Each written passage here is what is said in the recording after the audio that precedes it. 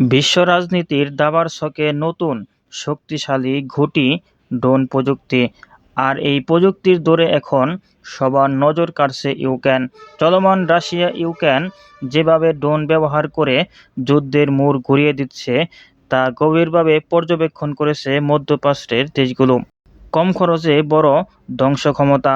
ইউক্রেনের ড্রোনগুলো তুলনামূলক সস্তা, কিন্তু শত্রুর ট্যাঙ্ক, ঘাঁটি এমনকি জাহাজ পর্যন্ত ধ্বংস করতে সক্ষম। এতে যুদ্ধের খরচ অনেক কমে যায়। গেরিলা স্টাইল যুদ্ধ কৌশল। বড় সেনাবাহিনী ছাড়াও ছোট ছোট ড্রোন দিয়ে নির্ভুল হামলা।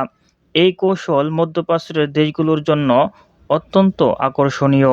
লাইভ নজরদারি ও দ্রুত আঘাত। ড্রোনের মাধ্যমে সরাসরি নজরদারি করে মুহূর্তেই আঘাত হানা যায়, যা আধুনিক যুদ্ধ গেমস চেঞ্জার। নিরাপত্তা চ্যালেঞ্জ মোকাবেলা।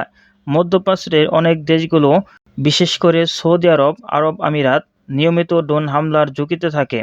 তাই তারা উন্নত প্রযুক্তি চায়। নিজস্ব ড্রোন শক্তি বাড়ানো। ইরান ইতিমধ্যে ড্রোন প্রযুক্তিতে এগিয়ে, অন্য দেশগুলো পিছিয়ে থাকতে চায় না। ভবিষ্যতের যুদ্ধের প্রস্তুতি। ড্রোন এখন আধুনিক যুদ্ধের মূল অস্ত্র হয়ে উঠেছে, তাই আগেভাগেই দক্ষতা অর্জন করতে চায় মধ্যপ্রাচ্য।